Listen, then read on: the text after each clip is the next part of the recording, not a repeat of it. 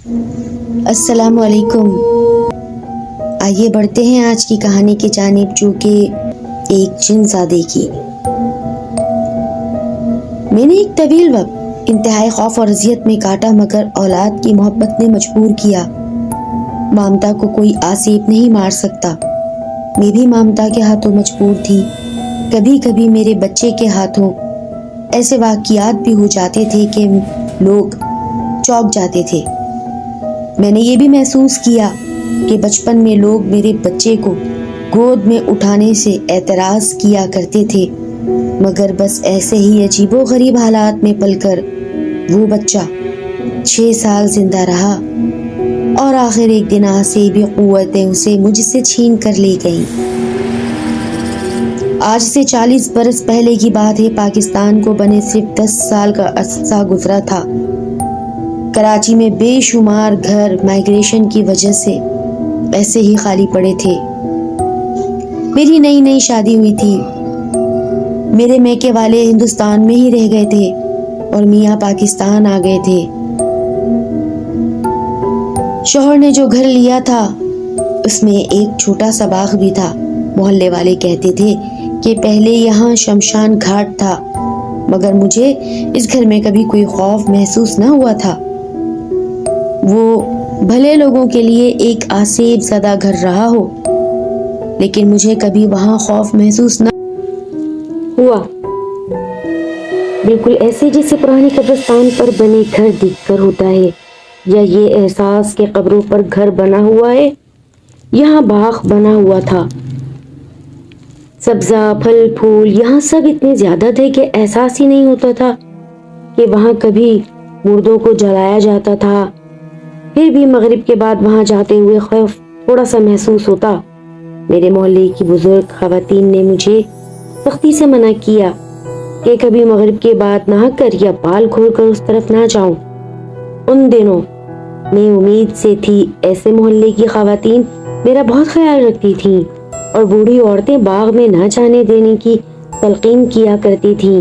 ان کا کہنا تھا مغرب کے وقت تو اچھی بھلی جگہوں پر بھی نہیں جانا چاہیے، کیونکہ اس وقت اچھی بری چیزیں اپنے اپنے ٹھکانوں پر واپس جاتی ہیں، اور ایسے میں کوئی خوبصورت عورت دکھائی دے جائے یا ان کے راستے میں آ جائے تو وہ وہی ٹھکانہ بنا لیتی ہیں۔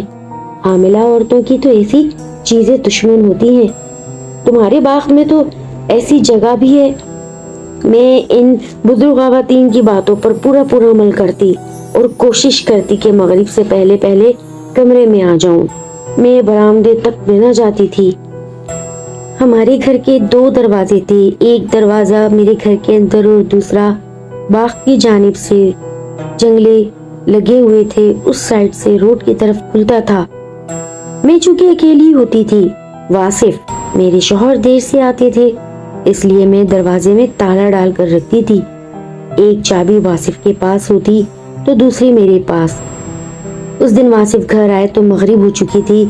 وہ چابی آفس میں بھول آئے تھے، اور عجیب بات کہ میں نے جہاں چابی رکھی وہاں سے وہ غائب تھی۔ میں نے بہت ادھر ادھر دیکھا، مگر حیرت کی بات تھی کہ چابی کھو چکی تھی، جبکہ گھر میں سوائے میرے اور کوئی نہیں تھا۔ واصف کہنے لگے، باغ کا دروازہ کھول دو۔ میں خوفزدہ ہو گئی۔ نہیں واصف، مجھے ڈر لگتا ہے۔ ارے تو کیا میں سڑک پر کھڑا رہوں گا؟ دیکھو عورتوں نے خواہ مخواہ تمہیں ڈرا رکھا ہے، تم آؤ ادھر، شاباش۔ میں دیوار کے ساتھ چلتا ہوا تمہیں جنگلے سے نظر آ جاؤں گا۔ باغ میں سڑک کی طرف دیوار کے بجائے لوہے کا جنگلہ تھا۔ میں چھچکی، مگر یہ بھی حقیقت تھی کہ واصف کیا کرتے۔ آخر میں نے ہمت کی اور ڈرتی سہمتی باغ میں داخل ہو گئی۔ باغ میں سناٹا تھا، مغرب کا اندھیرا پھیل رہا تھا، مگر پھر بھی واصف نظر آ رہے تھے۔ ایک جگہ مالی کی کوٹھڑی تھی، اور وہ بھی خالی، بس وہاں درختوں کی آڑ آ گئی۔ کوٹھڑی کے بالکل ساتھ 3-4 گھنے درخت تھے۔ جو ہی میں ان درختوں کے نیچے سے نکلی، مجھے محسوس ہوا کہ روشنی کا ایک جھماکا تھا جو میرے پورے وجود میں اتر گیا۔ میں نے خوف سے چیخ ماری اور واصف گھبرا گئے۔ رابعہ، خیال سے کیا ہوا؟ مگر بس لمحے کی بات تھی، پھر کچھ نہیں ہوا۔ میں نے جلدی سے آگے بڑھ کر دروازہ کھولا۔ کیا ہوا؟ کیوں چیخ ماری تھی؟ کچھ نہیں، یوں ہی ڈر گئی تھی۔ اس وقت ایسا لگا کسی انہونی طاقت نے مجھے اصل بات بتانے سے منع کیا۔ میں نے واصف کو بالکل کسی کو بھی کچھ نہیں بتایا کہ وقت کے ساتھ میرے ذہن سے وہ بات نکل گئی۔ اس واقعے کے 4 ماہ بعد میرا بیٹا بلال پیدا ہوا۔ بلال کی پیدائش سے پہلے 4 ماہ تک میں عجیب و غریب خواب دیکھا کرتی تھی، ایسے خواب جو تسلسل سے نہیں ہوتے تھے مگر دل پر اثر کرتے تھے۔ میں خوف زدہ ہو جاتی مگر عجیب بات یہ کسی کو سنا نہیں پاتی تھی، سب بھول جاتا تھا۔ بلال کی پیدائش پر وہ خواب ختم ہو گئے۔ بلال غیر معمولی طور پر صحت مند اور چاق و چوبند تھا، مگر جو بھی اسے گود میں لیتا کچھ پریشان سا ہو جاتا۔ کوئی کہتا اس کی آنکھیں کتنی گہری ہیں، کوئی کہتا یہ بڑوں کی طرح دیکھتا ہے۔ بلال خود بھی کسی کی گود میں زیادہ دیر نہ ٹھہرتا، اتنی چیخیں مارتا کہ اٹھانے والا پریشان ہو جاتا۔ جی ہاں، وہ چیخیں مارتا تھا، وہ روتا نہیں تھا۔ روتا وہ اس وقت تھا جب واصف اسے اٹھانے کی کوشش کرتے، اس کے رونے سے تنگ آ کر اسے بستر پر لٹا دیتے اور وہ چپ ہو جاتا۔ مجھے اس کی پیدائش کے بعد سے ہی احساس ہو گیا تھا کہ وہ غیر معمولی بچہ ہے، مگر وہ مجھے تنگ نہیں کرتا تھا، روتا بھی نہیں تھا۔ جتنی دیر میں کام کاج میں مصروف رہتی وہ ایسے ہاتھ پاؤں مار مار کر خوش ہوتا رہتا، نہ بھوک سے بلبلاتا، نہ گود میں اٹھانے کے لیے روتا۔ میرا بہرحال بچہ تھا، مجھے اس سے بہت محبت تھی۔ اس نے بہت جلدی چلنا سیکھا اور جب چلنا سیکھا تو کبھی گرا نہیں، اسے عام بچوں کی طرح چوٹیں بھی نہیں لگتی۔ وہ 4 سال کا ہوا تو واصف نے اسے سائیکل لے کر دی۔ وہ سارا دن سائیکل چلاتا تھا اور باغ میں جا کر چلاتا تھا۔ باغ میں ایک چھوٹی سی پختہ سڑک تھی، وہ اس سڑک پر بڑی تیزی سے سائیکل چلاتا۔ مجھے لگتا اب گرا، لیکن وہ کبھی سائیکل سے گرا ہی نہیں۔ سارا دن اکیلے سائیکل چلانے میں مگن رہتا۔ عجیب بات تھی کہ وہ نہ واصف کے پاس زیادہ جاتا اور نہ ہی اپنے ہم عمر بچوں سے کھیلتا۔ اگر کبھی بچے آ جاتے تو کوئی نہ کوئی جھگڑا کر کے ایک آدھ کی تو ایسی مرمت کرتا کہ ہفتوں کوئی بچہ ادھر کا رخ نہ کرتا۔ محلے والے لحاظ میں کچھ نہیں کہتے تھے، مگر اب آپس میں چے میں گوئیاں شروع ہو گئی تھیں کہ بلال جن کا بچہ ہے۔ بچوں نے بھی اسے جن کا بچہ کہنا شروع کر دیا۔ بلال نے اس بات پر 1-2 بچوں کے دانت توڑ ڈالے۔ اس نے ایسا مکہ مارا کہ میں خود حیران رہ گئی کہ ایک 4 سال کا بچہ بڑے آدمی سے زیادہ قوت رکھتا تھا۔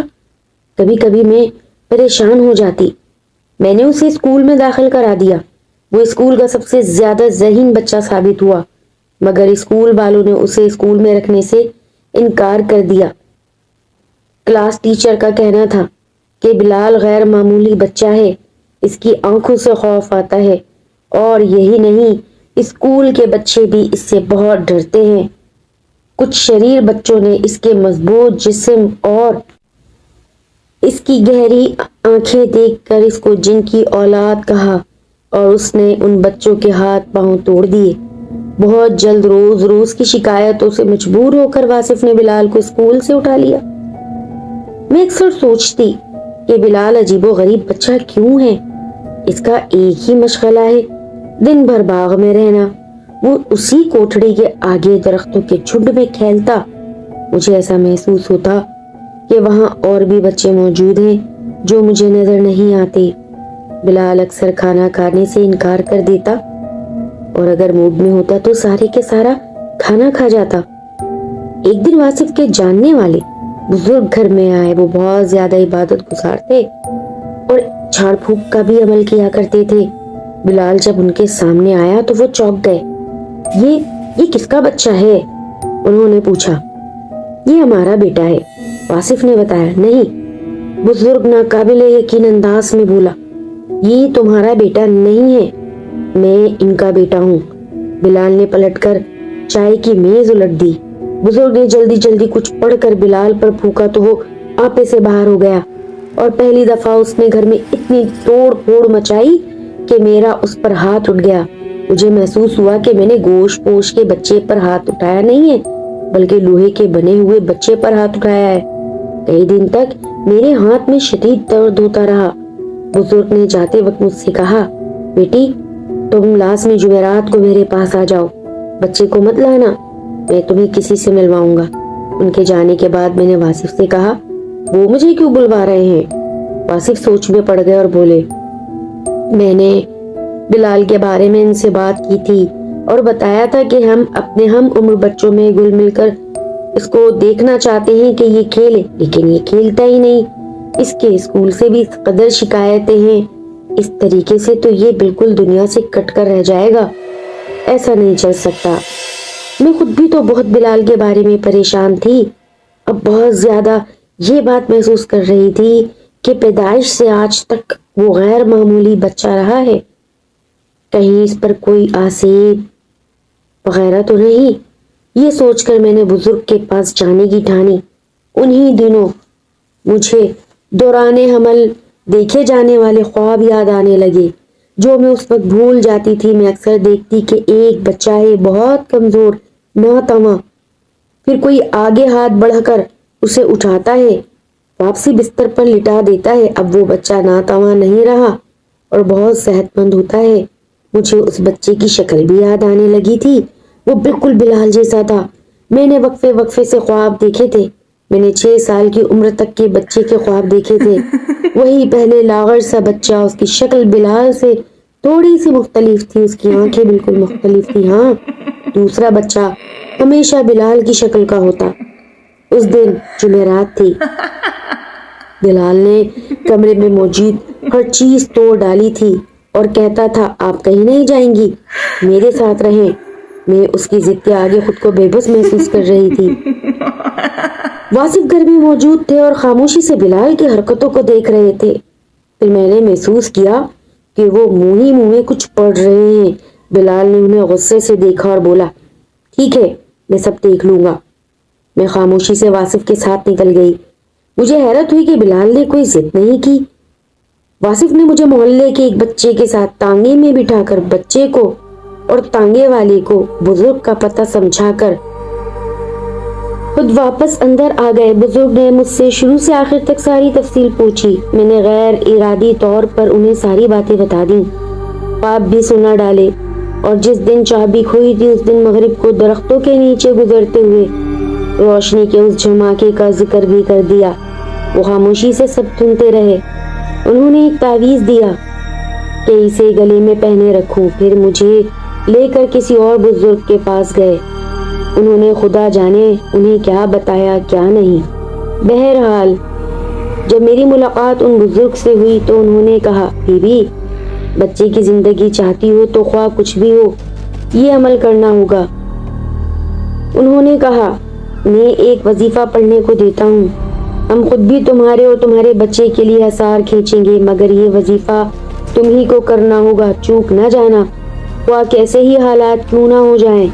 7 دن برابر عشاء کی نماز کے بعد تمہیں یہ پڑھنا ہوگا۔ اس دوران بچہ کچھ بھی کر سکتا ہے۔ رابعہ چھوڑ دو وظیفے کو، بیکار کی سب باتیں ہیں، بچے کو دیکھو۔